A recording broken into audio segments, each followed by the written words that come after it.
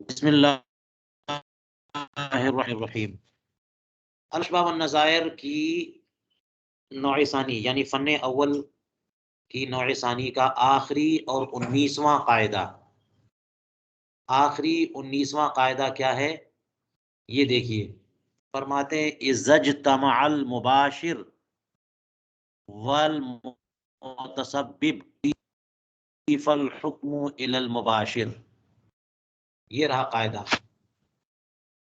جب مباشر اور متسبب دونوں جمع ہو جائیں تو حکم مباشر کی طرف منسوب ہوتا ہے، متسبب کی طرف نہیں. جب مباشر اور متسبب دونوں کسی حادثے نازلے واقعے میں جمع ہو جائیں تو اس کا ذمہ دار مباشر ہوگا، متسبب نہیں ہوگا. کوئی واقعہ ہو گیا تو جس نے اس کو انجام دیا ہے وہ ذمہ دار ہے، جو سبب بنا ہے وہ ذمہ دار نہیں ہے. یہ کب؟ جبکہ مباشر متسبب دونوں جمع ہو جائیں. اب سنیے ذرا اس کی توضیح ہو جائے. پہلے مباشرت اور تسبب یہ کیا چیز ہے پہلے یہ غور سے سمجھ لیں. دیکھیے سبب تو اس کو کہتے ہیں نا کہ جس کی وجہ سے کوئی چیز ہوئی لیکن اس کا اثر اس میں نہیں ہے. آپ بتائیے علت اور سبب میں کیا فرق ہے؟ علت اور سبب میں کچھ فرق سمجھ میں پتا ہے؟ علت اور سبب میں کیا فرق ہے؟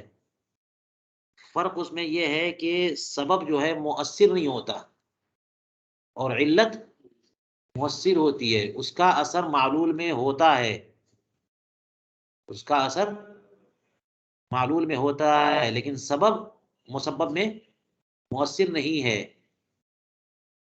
ٹھیک ہے؟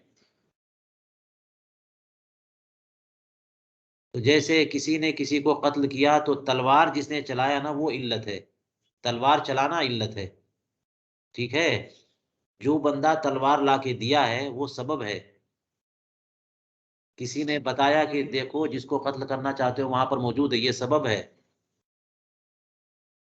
نا. دروازہ کھول دیا تاکہ وہ گھسے، دروازہ کھولنا یہ سبب ہے. تو سبب جو ہے نا اس چیز میں مؤثر نہیں ہوتی ہے لیکن علت مؤثر ہوتی ہے. اب یہ سارے اسباب پالیے گئے تو جس نے وہ کام انجام دے دیا اس کا نہ اثر ہوا تو وہ علت ہے. تو یہاں پر مباشر سے مراد وہی علت فاعلی. بات سمجھ میں آئی؟ لہذا جو مباشر ہوگا وہ ہے کرنے والا، متسبب تو نہیں نہ ہے کرنے والا. وہ تو ایک اس نے راہ ہموار کی، سبب بنا ہے، لیکن اس سبب کے پائے جانے سے مسبب. اب یہ بھی بات یاد رکھیے کہ سبب کے پائے جانے سے مسبب کا پایا جانا کوئی ضروری نہیں ہے لیکن علت کے پائے جانے سے معلول پایا جاتا ہے. آگ جلائی تو وہاں کی چیز جو ہے نا وہ جلے گی، یہ علت ہے. آگ جلا دی تو چیز جل جائے گی، تباہ ہو جائے گی. لیکن کوئی بندہ پیٹرول لا کے رکھ دیا تو کیا وہ چیز جل جائے گی؟ ماچس لا کے رکھ دیا تو چیز جل جائے گی. یہ سبب ہے نا. تو سبب کے پائے جانے سے مسبب کا پایا جانا لازم نہیں ہے لیکن علت کے پائے جانے سے کا پایا جانا لازم ہے. علت پائی جائے، سورج نکلا دن موجود نہ ہو، یہ کیسے ہوگا؟ ہے نا؟ تو یہ ہوتا ہے مباشرت میں. اور سبب میں یہ بات نہیں ہوتی. سبب میں بھی دخل ہوتا ضرور ہے لیکن دخل یوں ہی ہے، بس ایک ذریعہ ہے، ایک وسیلہ ہے. اس لیے اثر جو ہے وہ مباشر کا ہے، متسبب کا اثر نہیں ہے. اس لیے جہاں پر صرف سبب محض ہو وہاں پر تو آپ سبب کو ذمہ دار قرار دے سکتے ہیں. جہاں پر صرف سبب ہو اور مباشر نہ ہو، جیسے مثال کے طور پر کنواں کھود دیا اور رات میں راستے ہی کو کھود کے رکھ دیا اور بندہ راہگیر جو ہے گزرتا ہوا گر گیا، تو اب جس نے کھودا ہے وہ ذمہ دار ہے. تاوان دینا پڑے گا،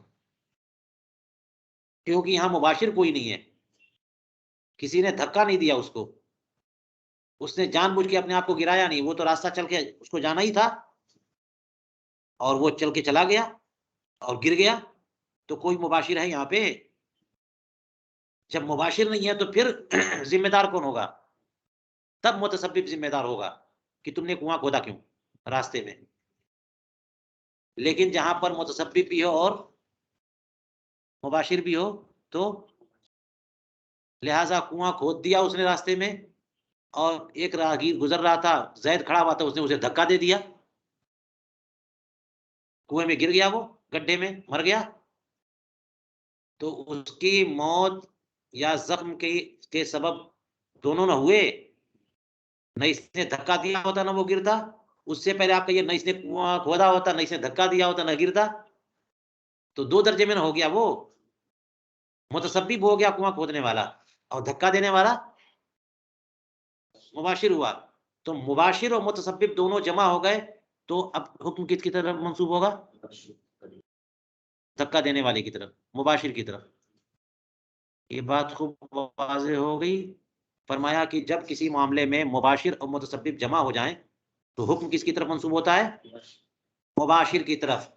یہ بات خوب واضح ہو گئی، تو اب اس پر فروع سنیے۔ نمبر 1، فلا معنی علی حافر البئر تعدیا بما اتلف بالقاء غیرہ۔ ترجمہ توجہ سے سنیے گا تو سارا مسئلہ حل ہوگا۔ فرمایا کہ کوئی زمان، کوئی تاوان نہیں ہوگا کنواں کھودنے والے پر جو کنواں بطور تعدی کھودے، اس کو کوئی ضرورت نہیں تھی، بلا وجہ میں بطور تعدی کھودا اس نے، اس پر بھی کوئی زمان نہیں ہے۔ کس بات کا؟ اس کا جو ہلاک کر دیا گیا کسی غیر کے اس کنویں میں ڈال دینے سے۔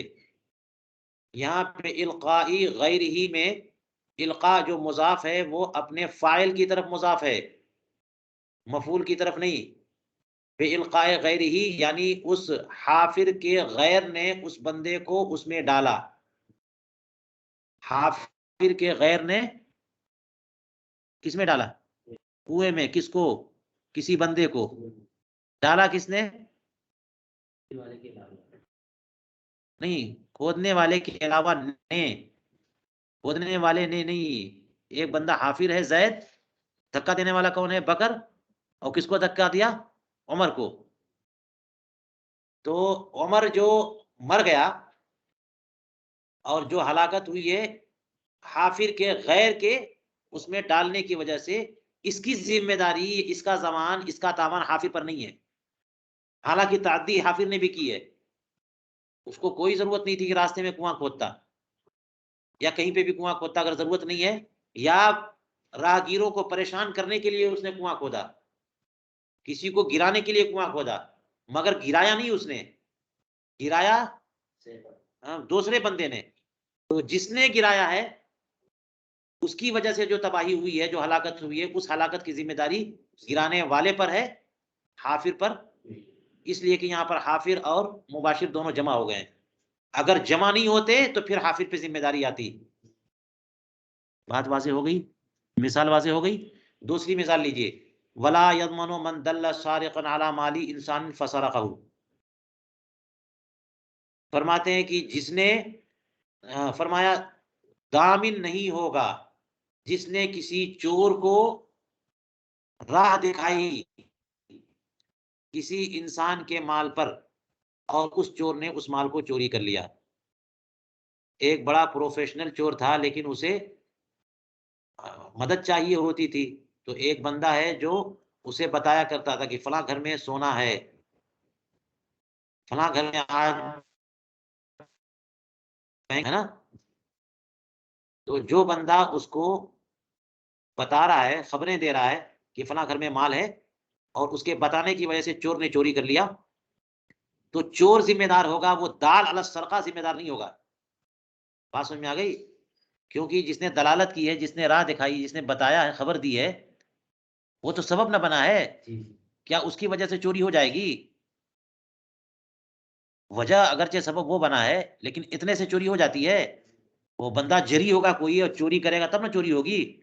تو جس بندے نے کسی چور کو کسی شخص کے مال کی راہ دکھائی اور خبر بتائی وہ ضامن نہیں ہوگا جب چور وہ چوری کر لے. تو ہاتھ کس کا کاٹا جائے گا؟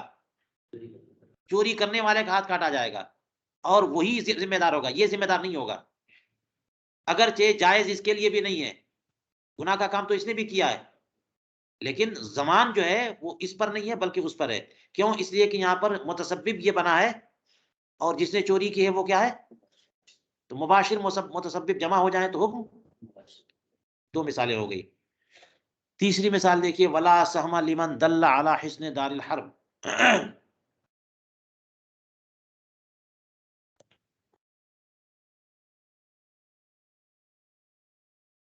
تیسری مثال ہے ولا سہم لمن دل علی حسن دار الحرب. دار الحرب کے کسی قلعے کا جو پتہ بتائے اس کا کوئی حصہ نہیں ہے، اس کا کوئی حصہ نہیں ہے. یہ تو جرم والی بات نہیں ہے بلکہ انعام والی بات ہے. اسی وجہ سے کسی شارح محشی نے کہا کہ یہ بھی جو ہے نا اس کی مثال نہیں بن سکتی، جو قاعدے کے تحت مثالیں پیش کر رہے ہیں اس کی مثال ہونا خوب ظاہر نہیں ہے. بہرحال دیکھیے ہم اس کی توضیح کرتے ہیں کہ دار الحرب پر جو ہے مسلمانوں کی فوج حملہ کرتی ہے نا، اور حربیوں سے جس قدر بھی مال و منال چھین لے وہ سب مال غنیمت ہے نا، جس قدر جو ہے نا علاقوں پہ قبضہ ہو جائے وہ سب مال غنیمت ہے نا، وہ سب مجاہدین اسلام چاہے وہ منقول ہو یا غیر منقول ہو اس کا حق بنتا ہے نا سارے مجاہدین پر، سارے غانمین پر. تو جتنے لوگ حملہ کریں گے اور قبضہ کریں گے سب کو حصہ ملے گا نا کہ نہیں ملے گا؟ تو حصہ اس کو ملے گا جو مباشر ہو، جس نے قلعے پہ جا کے قبضہ کیا ہے، جس نے مال حاصل کیا ہے، اور جس نے صرف ایڈریس دے دیا ہے، پتہ دے دیا ہے، اس کو حصہ نہیں ملے گا. کیوں؟ اس لیے کہ وہ کیا بنا ہے؟ وہ سبب بنا ہے نا، اس نے راہیں ہموار کی، متسبب ہے وہ مباشر نہیں ہے. اور حصہ مال غنیمت کا تو جان کی بازی لگانے پہ ملتا ہے. یہ کیا کہ بیٹھے بیٹھے آپ نے رپورٹ اور خبر دے دی اور آپ کو حصہ مل جائے. چوتھی مثال فرمایا ولا ضمان على من قال تزوجها فإنها حرة فظهر بعد الولادة أنها أمة. کہ جس بندے نے یہ کہا کہ تم اس عورت سے شادی کر لو کیونکہ یہ عورت آزاد ہے، اور پھر ولادت کے بعد یعنی اس کے کہنے پہ اس نے اس سے شادی کر لی اور پھر اولاد ہوئی، ولادت کے بعد پتا چلا کہ انا امتن یہ تو مادی ہے، اس کا مالک نکل آیا، کہا کہ وہ بچہ ہو گیا یہ تو میرا غلام بنے گا. تو اس مشورہ دینے والے پر کوئی زمان نہیں ہے.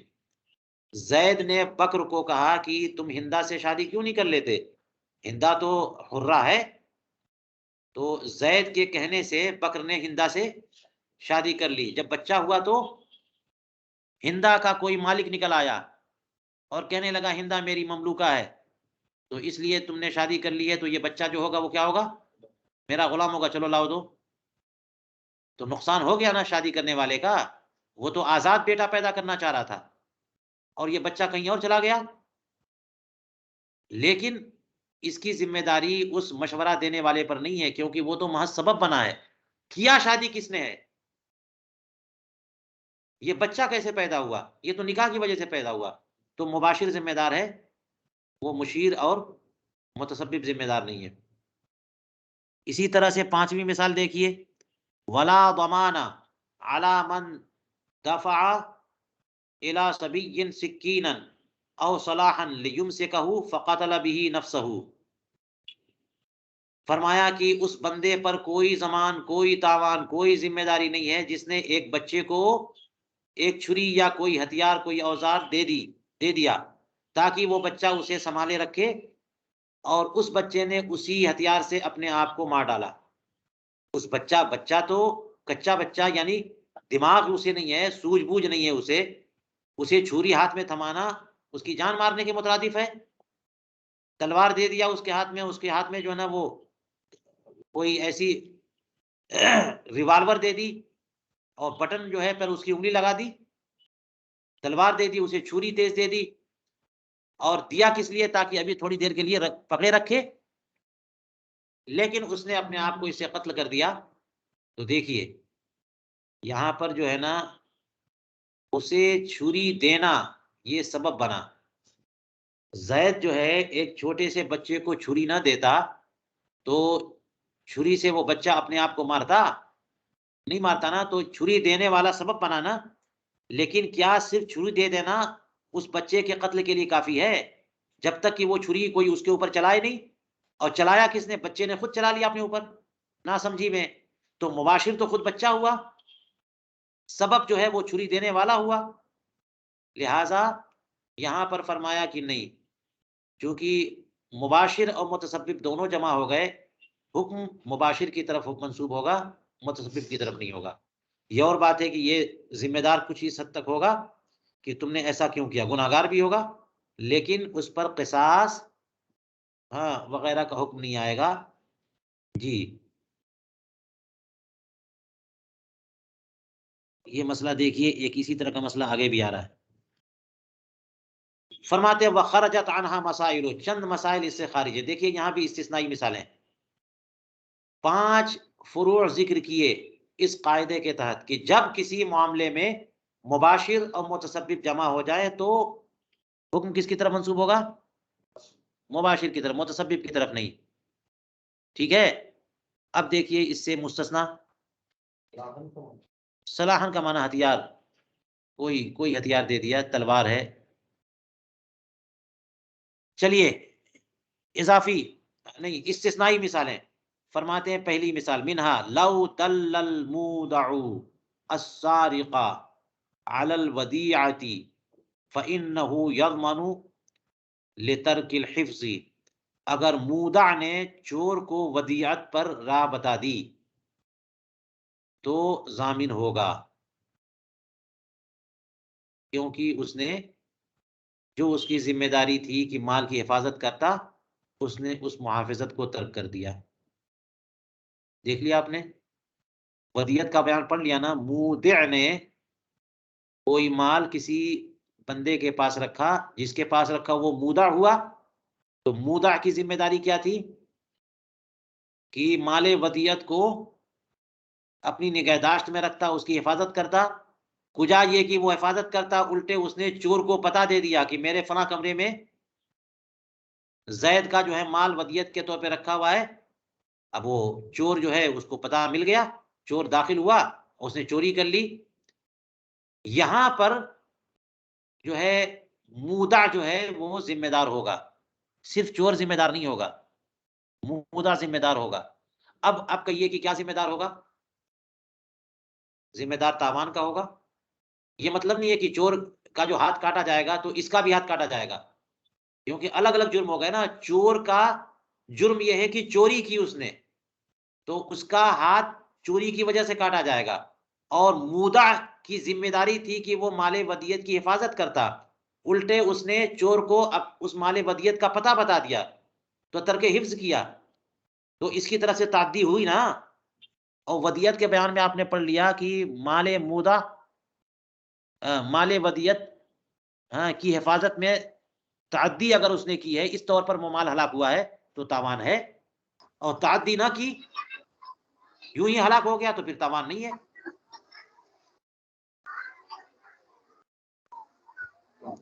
جو ہم نے توضیح کی ہے عرفان پیدا ہو گیا کہ اگر تم کئی دن نہ 1 2 3 4 اگرچہ یہ مثال خارج قرار دیا انہوں نے، مستثنا قرار دیا، لیکن حقیقت میں یہ مستثنا نہیں ہے بلکہ ایک دوسری بات ہے.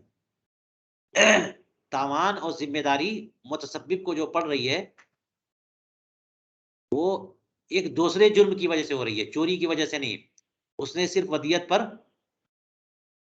کیا کر دیا؟ راہ بتا دی، تو امانت میں اس نے خیانت کر دی. چلیے الثانیہ، دوسری مثال لو قال ولی المرأة تزوجها فإنها حرة. الثالثة قال وکیلها ذلك. دوسری اور تیسری مثال جو ہے دیکھ لیجئے، فرمایا کہ عورت کے ولی نے کہا کہ تم اس عورت سے شادی کر لو کیونکہ یہ آزاد ہے۔ تیسری مثال کی عورت کے وکیل نے ایسی بات کہی، فولدت، تو اس کا مطلب کہ اس مرد نے اس عورت سے شادی کر لی ولی کے کہنے سے یا وکیل کے کہنے سے، اور اس سے بچہ پیدا ہوا۔ ثم ظہر انہا امۃ الغیر، پھر یہ پتا چلا اور ظاہر ہوا کہ یہ تو میری جو زوجہ ہے یہ کسی غیر کی باندی ہے۔ رجع المغرور بقیمت الولد، تو جس بندے کو دھوکہ دیا گیا ہے وہ بندہ اس بچے کی قیمت کے ساتھ رجوع کرے گا، اور یعنی وکیل سے مطالبہ کرے گا یا ولی سے مطالبہ کرے گا کہ چلو لاؤ، میرا جو بیٹا میرا ہوتا وہ کسی اور کی ملکیت بن گیا، تم اس کی قیمت ادا کرو۔ بات سمجھ میں آئی؟ یہ دونوں مثالوں میں دیکھیے اوپر بات کیا آئی تھی، ایک جگہ بات آئی تھی نا اوپر، یہ مثال دیکھ لیجئے، ولا ضمان علی من قال تزوجها فانها حرة فظهر بعد الولادة انه بعد الولادة انها امة۔ اوپر تو کہا کہ کسی نے کہہ دیا کہ تم ہندا سے شادی کر لو، وہ آزاد ہے، اور اس نے اس کے کہنے سے ہندا سے شادی کر لی، بچہ ہوا تو پتا چلا کہ یہ باندھی ہے، تو مشورہ دینے والے پر کوئی تاوان نہیں ہے نا۔ یہاں پہ کیا وہی کیس ہے نا، یہاں پہ عورت کے ولی نے کہا کہ شادی کر لو، آزاد ہے، اور اسے شادی کر لی، بچہ ہوا تو پتا چلا کہ غیر کی باندھی تھی وہ، یہاں تاوان ہے اس کے ذمے۔ عورت کے وکیل نے کہا کہ تم شادی کر لو، یہ آزاد ہے، اس نے شادی کر لی اور بچہ ہوا تو پتا چلا کہ غیر کی باندھی تھی، یہاں ذمہ دار ہے وکیل۔ تو دونوں میں فرق کیا ہے؟ فرق یہ ہے کہ وہاں محض فضولی تھا، جو مشیر تھا وہ کون تھا؟ فضولی تھا، اور یہاں ولی ہے یا وکیل ہے، عورت کا ولی ہے یا عورت کا وکیل ہے، تو ولی اور وکیل تو کچھ حد تک ذمہ دار ہے، فضولی کہاں تک ذمہ دار ہے؟ ایک فضولی نے ایک بندے نے کہہ دیا تو وہ تو محض مشورہ ہے، اور جب وکیل آگے کہہ رہا ہے تو یہ تو وکیل کا کہنا یا ولی کا کہنا کبھی کبھی تو بدرجہ ایجاب بھی ہوتا ہے، ایجاب ہو جاتا ہے، وہ قبول کر لے، نکاح ہو گیا۔ تو اس لیے اگر عورت کا ولی اور وکیل کہے گا کہ تم اس سے شادی کر لو کیونکہ یہ آزاد ہے، تو ولی تو ذمہ داری لے رہا ہے نا، اس کے کہنے سے ہی تو اس نے شادی کی ہے، اور اب بعد میں پتا چلا کہ نہیں وہ آزاد نہیں ہے، تو پھر وہ لے گا، کیا لے گا؟ رجع المغرور بقیمت الولد، بیٹے کی قیمت اس سے ولی سے وکیل سے لے گا۔ چلیے الرابعہ، چوتھی استثنائی مثال، دل محرم حلالا على صید فقتله وجب الجزاء على الدال بشرطه في محله لإزالة الأمن بخلاف الدلالة على صید الحرام فإنها لا توجب شيئا لبقاء أمنه بالمكان بعدها۔ چوتھی مثال یہ ہے کہ احرام والے شخص نے کسی غیر محرم یعنی حلال جس نے احرام نہیں باندھا ہوا، نہ عمرے کا نہ حج کا، اس کو کسی شکار پر راہ دکھائی کہ دیکھو دیکھو دیکھو دیکھو وہ ہرن جا رہا، جاؤ جاؤ شکار کرو اس کو، دیکھو وہ جا رہا ہے۔ اس محرم کی رہنمائی سے اس حلال شخص نے اس صید کو کیا کر دیا؟ قتل کر دیا، تو وجب الجزاء علی الدال، جس نے فتح بتایا، جس نے رہنمائی کی ہے، اس کے اوپر بھی ذمہ داری ہے، ٹھیک ہے؟ بے شرط ہی فی محل ہی، اس کی شرط کے ساتھ اس کے محل میں۔ اب اس کی تفصیل جا کے فقہ کے کتابوں میں دیکھیے کیا شرط ہے کیا محل ہے، اس کو وہیں پہ حدود حرم میں اس کو جنایت والی حدی ہے، وہیں پہ دینا پڑے گا، دم دینا پڑے گا۔ اور قرآن پاک نے فجزاء مثل ما قتل میں نعم فرمایا کہ جس درجے کا، جس طرح کا جانور اس نے شکار کیا ہے اسی طرح سے قیمت لگائی جائے گی۔ بکری بھیڑ دینا ہے یا گائے یا پھر اونٹ کس درجے کا، اس سے نیچے مرغی کے درجے میں ہو تو پھر اس کا صدقہ دینا ہوتا ہے، اس کی پوری تفصیلات ہیں، وہ شرطیں اس کی ہیں، اس کا محل ہے۔ تو بہرحال کہنا یہ ہے کہ جس محرم نے کسی حلال شخص کو یعنی غیر محرم کو کسی شکار کا پتہ بتایا تو پتہ بتانے پر بھی جزا واجب ہوگی. دیکھ لیا آپ نے, یہاں پر صرف مباشر پر نہیں ہے ذمہ داری, متسبب پر بھی ہے. اس نے پتہ بتایا تو یہ بھی ذمہ دار ہے. یہاں پر ذمہ داری کیوں اس پر آ رہی ہے؟ لِإِزَالَةِ الْأَمْنِ, کیونکہ امن کو زائل اسی نے کیا ہے. لِإِزَالَةِ الْأَمْنِ, امن کو زائل کس نے کیا ہے؟ دال نے کیا ہے. برخلاف رہنمائی صید حرم کی طرف, صید حرم کی رہنمائی کی ہے کہ دیکھو یہ حرم کا حدود حرم میں موجود کوئی جانور ہے, اس پر رہنمائی کر دی, اور اس پہ رہنمائی کے بعد جو ہے نا وہ غیر محرم حلال شخص نے اس کو قتل کر دیا. فَإِنَّا لَا تُوجِبُ شَيْئًا لِبَقَاءِ أَمْنِهِ بِالْمَكَانِ بَعْدَ, یہ جو ہے کوئی چیز واجب نہیں کرے گی, اس سے اس محرم پر کوئی دم دینا یا کوئی جزا واجب نہیں ہوگی, اس لیے کہ اس صید کا امن تو ابھی بھی باقی ہے مکان کی وجہ سے, بعدہ دلالت کے بعد بھی. ذرا توضیح کی ضرورت ہے, دیکھیے غور سے سنیے. ایک ہے حدود حرم میں جانور کا ہونا, حدود حرم میں جانور کا ہونا, تو حدود حرم میں جو جانور آ گیا وہ سب کے سب حرام ہو گئے, کوئی انہیں قتل نہیں کر سکتا, محرم ہو یا غیر محرم ہو. مکی شخص بھی انہیں قتل نہیں کر سکتا سوائے اس کے کہ فاسق جانور جو ہوتے ہیں, یا پھر جو ہے کہ جو وہ کیا نام ہے درندے جانور, کوئی شیر آ گیا الگ معاملہ ہے, یا فاسق ہے جیسے چوہا کو مار دیا, سانپ کو مار دینا, بات سمجھ آئی. لیکن کوئی اور جانور ہیں ان کو نہیں مار سکتا, کوئی بھی نہیں مار سکتا, محرم نہیں غیر محرم بھی نہیں مار سکتا. کیوں؟ اس لیے کہ وہ حدود حرم میں آ گیا. جیسے حدود حرم کے درخت اکھیڑے نہیں جا سکتے, پتے توڑے نہیں جا سکتے, اور گھاسیں اکھیڑی نہیں جا سکتی, تو جانور بھی اگر حدود حرم میں آ گیا تو اس کی حرمت ہو گئی ہے, آپ اسے نہیں مار سکتے. بات سمجھ آئی. اب یہ تو حدود حرم کی بات ہوئی, تو کیا اس کی حرمت صرف محرم کے ساتھ خاص ہے؟ غیر محرم کے ساتھ بھی ہے نا. وجہ یہ ہے کہ محرم اور غیر محرم کا معاملہ نہیں ہے, وہ تو جگہ کے امان میں ہے, وہ جگہ میں ایسی جگہ پہ ہے جہاں کوئی کسی کو اجازت نہیں ہے کہ کوئی شکار کرے. لیکن آپ حدود حرم سے باہر نکلیے, ہل میں اگر کوئی ہرن ہرنی ہے تو اس کو شکار کیا جا سکتا ہے نا, تو حلال بندہ کے لیے تو شکار کرنا حلال ہے, لیکن محرم کے اوپر حرام ہے کہ وہ شکار کرے. محرم حالت احرام کے ممنوعات میں سے کہ وہ شکار کرے. تو ہل میں بھی محرم شکار نہیں کر سکتا, حرم میں کوئی بھی نہیں کر سکتا, اور ہل میں محرم نہیں کر سکتا, غیر محرم کر سکتا ہے. تو یہ جو ممانعت آ رہی ہے وہ کس وجہ سے آ رہی ہے؟ وہ جگہ کی وجہ سے آ رہی ہے. ہل میں شکار کرنا یہ حرام ہے, کس کے لیے حرام ہے؟ محرم کے لیے. تو جانور کو جو سیفٹی مل رہی ہے اور حفاظت مل رہی ہے جو امن کی حالت میں ہے, وہ جگہ کی وجہ سے ہے نہیں, وہ اس کے احرام کی وجہ سے. بات سمجھ آئی. اور حدود حرم میں پہنچ گیا جانور تو جگہ کی وجہ سے ہے. تو جو باہر اس کو امن کی حالت مل رہی ہے وہ اس محرم کے احرام کی وجہ سے, اور اسی نے کیا کر دیا, اسی نے پتہ بتا دیا کہ دیکھو دیکھو وہ جانور جا رہا ہے. تو احزال امن تو اسی نے کیا نا, اسی سے حفاظت میں تھا جانور, اور اسی نے کہہ دیا, اور زید کو کہا, حلال بندے کو کہا, تو اس بندے نے مار دیا, تو ذمہ داری اس کی طرف سے گئی, اس کی طرف گئی کہ نہیں گئی؟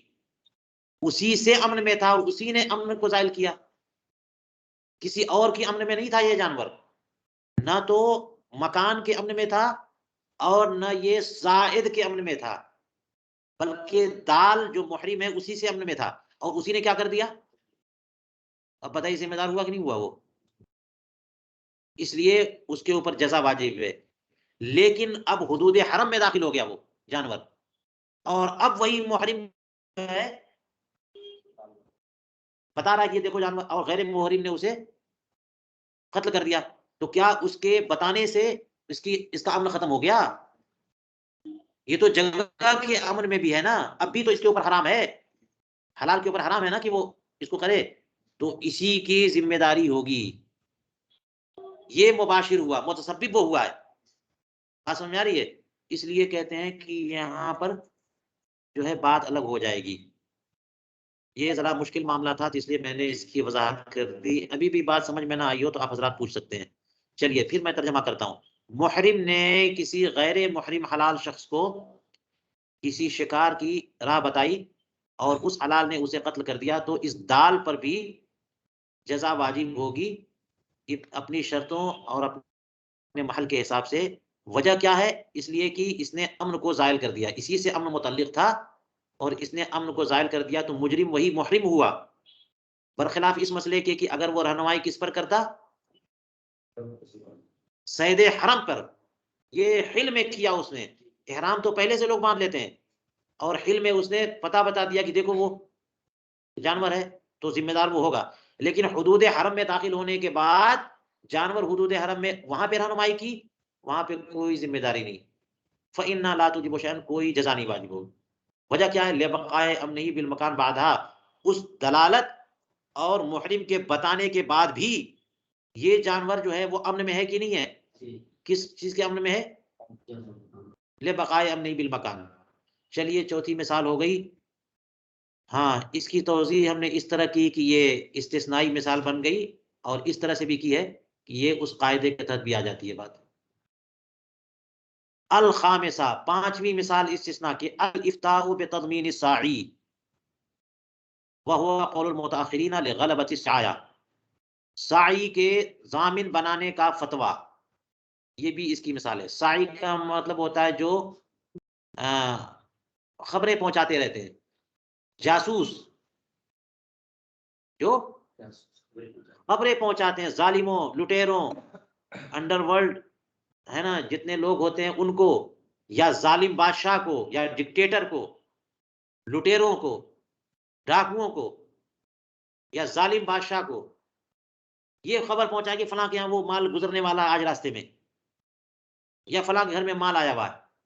اب اس کی وجہ سے ظالم حکومت نے اضافی ٹیکس لگا دیے ناجائز طور پر، یا کچھ محصولات ڈال دیے اس کے اوپر، یا ڈاکوؤں نے لوٹ لیا. اس کی خبر رسانی کی وجہ سے کیا کر لیا؟ ان لوگوں نے لوٹ لیا. تو سعی ضامن ہوگا کہ نہیں ہوگا؟ اصل مسئلہ، اصل مذہب کیا ہے کہ سعی ضامن نہیں ہوگا. یہ متسبب نہ ہے جنہوں نے اس کے اوپر ڈاکہ ڈالا ہے یا ظلمن اس سے مال حاصل کیا ہے، اور حاصل کرنے کی وجہ سے جو اس بندے کا نقصان ہوا ہے تو جو مباشر ہوا وہ ذمہ دار ہے، یہ سعی ذمہ دار نہیں ہے. لیکن متأخرین کا فتویٰ کیا ہے؟ تو اس لیے یہ بھی مثال استثناء کی بنی نا. تو فتویٰ دینا سعی کے تضمین کا کہ سعی ضامن ہوگا، اس کا فتویٰ دینا یہ بھی استثناء کی مثال ہے. اور فرماتے ہیں کہ متأخرین کا یہی قول ہے، یعنی متأخرین کا فتویٰ اس پر ہے، متقدمین کا فتویٰ اس پہ نہیں ہے. اصل مذہب نے بتا دیا کہ جب متسبب اور مباشر جمع ہوں گے تو حکم کس سے متعلق ہوگا؟ جس نے لوٹا ہے وہ ذمہ دار ہے. سعایت کرنے والا جو ہے نا وہ مجرم و گناہگار ضرور ہوگا لیکن وہ تاوان نہیں دے گا. لیکن متأخرین کا فتویٰ کیا ہے؟ تاوان اس سے لیا جائے گا. کیوں؟ لغلبۃ السعیہ، کیونکہ اب رواج بہت ہو گیا چغل خوری اور جاسوسی کا. لوگ اسی میں لگے رہتے ہیں کہ چلو فلاں کا نقصان کراؤ، اپنا فائدہ ہو نہ ہو فلاں کیسے بڑھے گا، تو سعایت کرتے رہتے ہیں. زمانہ چل پڑا ہے، لوگ سعایت کرتے رہتے ہیں. السادسہ، چھٹی مثال استثناء کی، لو دفع الى صبی سکینا لیمسکہ له فوقعت علیہ فجرحته کان علی الدافع. یہ چھٹی مثال لے لیجئے استثناء کی. اگر اس نے کسی چھوٹے بچے کو ایک چھری دے دی تاکہ اس کے لیے وہ تھامے رکھے، اور وہ چھری اس بچے پر گر گئی اور اسے زخمی کر گئی، تو اس کا ضمان اور اس کی مسئولیت اور ذمہ داری اس دینے والے پر ہوگی. دیکھ لیا آپ نے یہ استثناء کی مثال. اسی جیسی مثال اوپر پڑھی نا آپ نے. تو یہاں پہ کہہ رہے ہیں کہ دافع پہ ذمہ داری ہوگی، اوپر کیا کہا؟ دافع کی ذمہ داری نہیں ہے. فرق کیا ہے؟ وجہ فرق دیکھ لیجئے. فوقعت علی یہ ہے، فوقعت علی، یہاں پر یہ ہے کہ چھری خود گر گئی، اور وہاں پر کیا ہوا، بچے نے اس کو اس چھری کے اپنے اوپر چلا لیا. فقتل به نفسه، مباشر ہو گیا بچہ. تو دونوں میں فرق ہے نا، چھری بچے کو دی اور بچے نے اپنے پیٹ میں لگا دی. تو وہاں پہ فعل بیچ میں آیا نا، دفع اور قتل کے بیچ میں ایک فعل آیا، اور یہاں پر دفع اور قتل کے بیچ میں کوئی فعل نہیں آیا. بچے کا کوئی دخل نہیں اس میں، کچھ نہیں کیا. اس نے بچے کو چھری دے رہا تھا اور وہ چھری بچے پہ گر گئی. تو دینے والا یا مباشر تو کوئی نہیں ہوا نا، بچے نے تو اپنے پیٹ میں نہیں گھونپا، بلکہ وہ اس دینے والے نے جو ہے چھری اس کے اوپر نہیں چلائی، اس کو دی کہ وہ تھامے، اور وہ دیتے دیتے چھری اس کے اوپر گر گئی، زخمی ہو گیا. تو ذمہ داری کس پہ ہوگی؟ جی، یہ بھی مستثنا ہے. چلیے فرماتے ہیں فائدہ فی حفر البئر قال الولی سقط وقال الحافر اسقط نفسه فالقول للحافر كذا في التوضیح. فرماتے ہیں کہ کنواں کھودنے کے معاملے میں یہ مسئلہ ہے کہ نزاع ہو گیا، ولی میت نے کہا، ولی نے کہا کہ وہ خود گر گیا، اور حافر نے کہا کہ نہیں اس نے خود کو گرایا ہے. تو بات کس کی مانی جائے گی؟ حافر کی بات مانی جائے گی. کیا بات ہے؟ زید نے ایک راستے میں کنواں کھودا، اور بکر جو ہے ادھر سے گزرتا ہوا اس میں گر کے مر گیا. ٹھیک ہے، اب اگلے روز جو ہے نزاع ہو گیا. تو جو بندہ گر کے مرا ہے اس کے ولی اور حافر بیر کے درمیان نزاع ہوگا نا، خصومت ہوگی، جس نے کنواں کھودا اس کے درمیان اور ولی میت کے درمیان. تو ولی کا یہ کہنا ہے کہ ہمارا جو شخص ہے جو گرا ہے وہ کسی نے اس کو گرایا نہیں ہے، یا اس نے اپنے آپ کو اس میں گرایا نہیں ہے، بلکہ وہ راستہ چلتے چلتے گر گیا، خود گر گیا. یہ کیوں کہہ رہا ہے؟ تاکہ ذمہ داری حافر پہ جائے اور یہ مباشر نہ ہو، گرانے والا جو گر کے مرا ہے وہ مباشر نہ ہو. تو کہا نہیں اس نے اپنے آپ کو گرایا نہیں ہے، اس میں چلتے ہوئے گر گیا، تو ذمہ داری اس پہ جاتی ہے.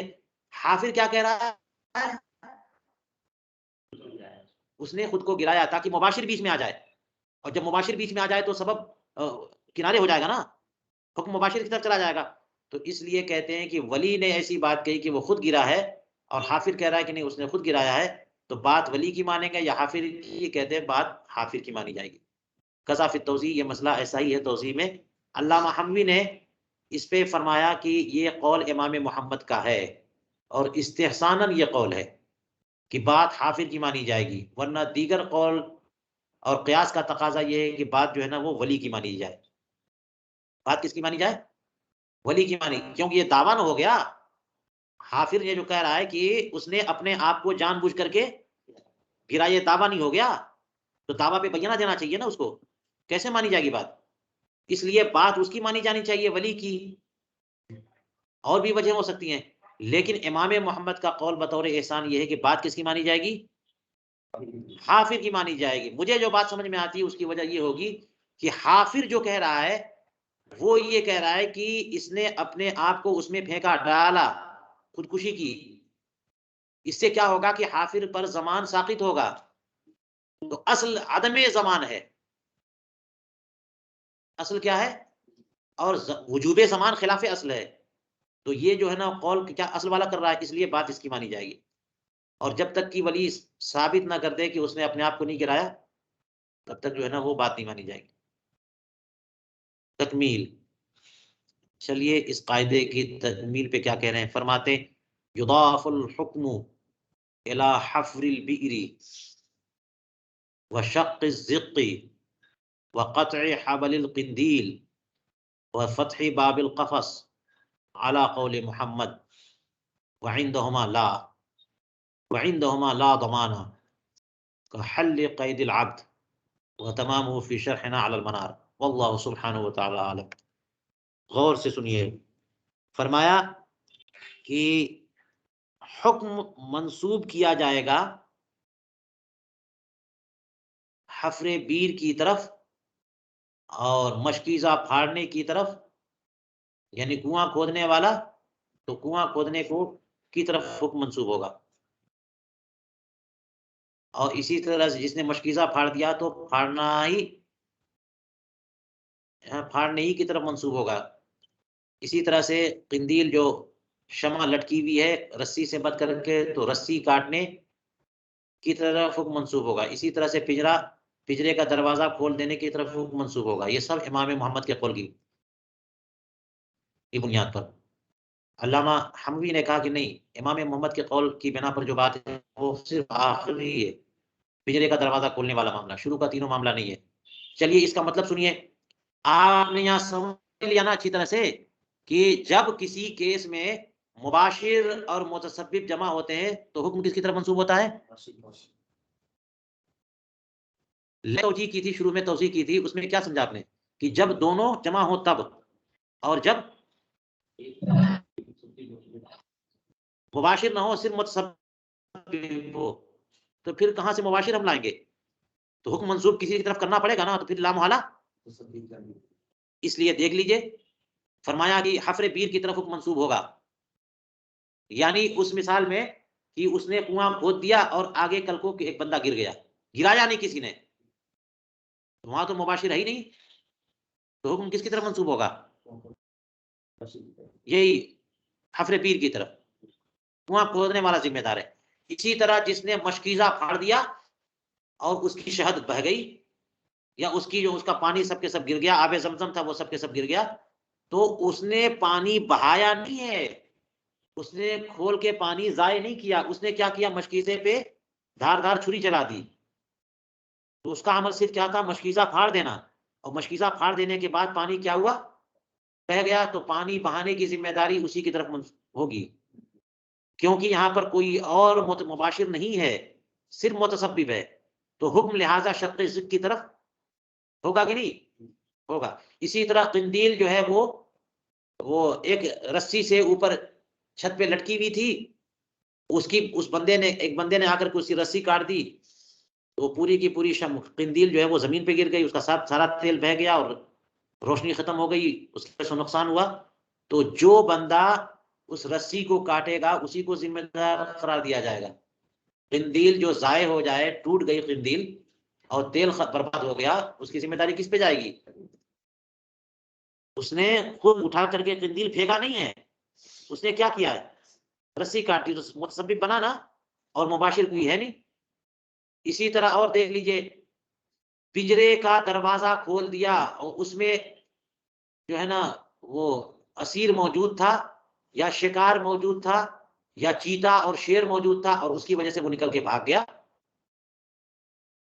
یا مال کی وجہ سے ضائع ہو گیا، کوئی جانور اس میں پنجرے میں رکھا ہوا تھا، اس نے اس کو سلایا ہوا تھا، یعنی اس طرح سے کنٹرول کیا ہوا تھا کہ وہ پنجرے بند کر کے ہی رکھے گا، اگر کھول دے اور پھر وہ جانور خود بخود نکل کے چلا جائے تو اس کا جانور ضائع ہوا نا، اس کا ذمہ دار کون ہوگا؟ پنجرا کھولنے والا۔ تو فرماتے ہیں کہ ان سب میں حکم جو ہے انہی کی طرف منسوب ہوگا، لیکن امام محمد کے قول کی بنیاد پر۔ اور علامہ حموی نے فرمایا کہ علی قول محمد جو ہے وہ متعلق ہے صرف فتح باب القفص سے، ورنہ ان صورتوں میں اتفاق ہے سب کا۔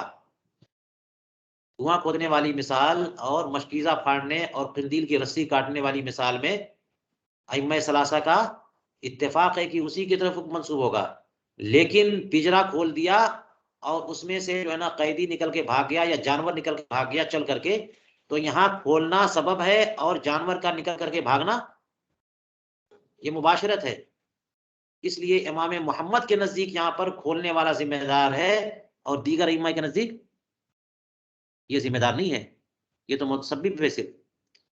وعندہما لا، اور طرفین شیخین کے نزدیک یہ فتح باب قفص والے کیس میں حکم فاتح کی طرف منسوب نہیں ہے، لا ضمانہ، ان کے نزدیک لا ضمانہ، کوئی ضمان نہیں اس کھولنے والے کی طرف، کھولنے والے پر۔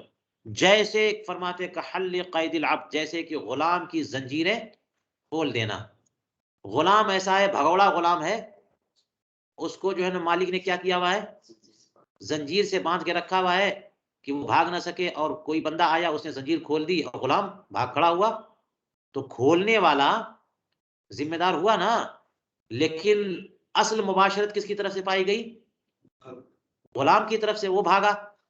تو جیسے غلام، بھگوڑے غلام کی زنجیر کھولنا یہ سبب ہے اور اس کی طرف منسوب نہیں ہوتا، اسی طرح سے پجرے کا دروازہ کھولنا یہ سبب ہے، اس کی طرف بھی حکم منسوب نہیں ہوگا شیخین کے نزدیک۔ اور اس کی پوری بات ہماری شرح منار کی جو شرح ہے اس میں موجود ہے، اور اللہ سبحانہ و تعالیٰ کو خوب علم ہے، سب سے زیادہ علم ہے۔ فرمایا ھذا آخر ما کتبنا، یہ آخری بحث تھی اور آخری مثال تھی جو ہم نے لکھ دی اور جس کی ہم نے توضیح اور تحریر کیا۔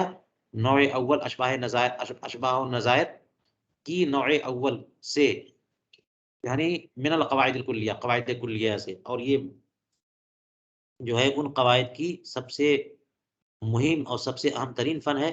وَإِلَىٰ ہونا صارت 25 قاعدہ کلیہ، یہاں پہنچ کر کے کل قواعد کلیہ 25 ہو گئے، یعنی 6 تو نوع اول میں اور 19 نوع ثانی میں، اور اس کے بعد فن ثانی آتی ہے فن فوائد انشاءاللہ تعالی، والحمدللہ وحدہ۔